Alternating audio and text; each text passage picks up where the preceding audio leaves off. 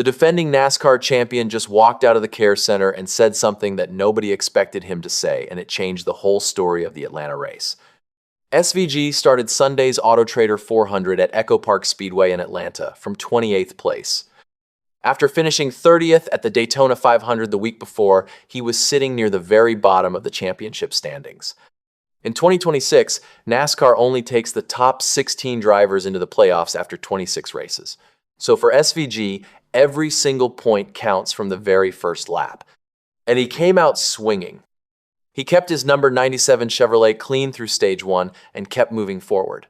The car was a little tricky early on because practice and qualifying had been rained out, so teams had no real data going in. But as the race went on, the car got better and better. By the end of stage 2, SVG was flying. He had charged all the way from the back to fight for a top 3 position. He was right in the mix at the front on the final corner of the stage, pushing hard to grab as many stage points as he could. But before we get to what happened next, someone else in the field was already watching SVG very closely. That someone was Joey Logano.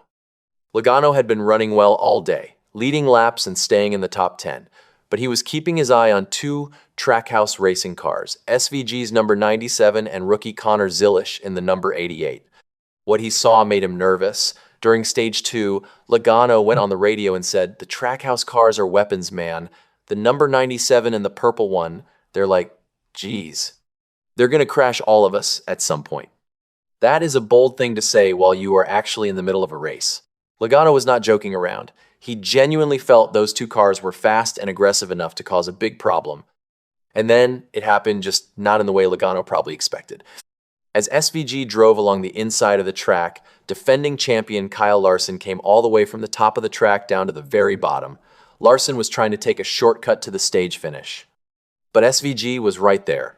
Larson never saw him. The 2 cars made contact, and SVG went spinning wildly through the infield grass. Larson hit the outside wall, and his whole race was over. He finished 32nd. So Logano was half right. SVG did end up in a crash, but he was not the one who caused it. And Larson made sure everyone knew that immediately. Right outside the infield care center, the 2-time Cup Series champion looked straight at the cameras and said, "I just messed up. I knew the no. 45 was inside of me at one point of the corner, but I got clear of him. I didn't quite realize that the number 97 had gotten inside of him. So once I was clear, I just wanted to cut distance and shortcut my way to the stage finish. The number 97 was out of my mirror. I just hung a quick left and ran right into him. There was nothing anyone else did wrong. It was all on me." That is as honest as it gets. No blame, no excuses, all on him. SVG himself said after the race that he was not sure if Larson was trying to block him or if Larson just got loose. Either way, he had no chance to avoid it. Everyone was pushing hard at the end of the stage trying to score points, and he just got caught in a bad spot. But what SVG did next is what makes this whole story worth telling. He did not give up. He got his car together and started climbing back through the field. Then, about 30 laps later, he spun again, this time on his own. He said the car kept getting looser and looser through the run, and eventually it just snapped around on him. He went through the grass a second time. After the race, he joked about it, saying, "I thought I was a Kubota for a moment." 2 trips through the grass in one race, and he is still smiling about it. Because the Trackhouse team kept working and got the car back to where it needed to be. In the final overtime restart, SVG pushed his teammate Ross Chastain forward, helping Chastain to a 3rd-place finish. SVG himself was running 4th at the white flag before getting edged back to 6th at the very end. 6th place, 2 spins, started 28th. That result is genuinely something special on an oval track.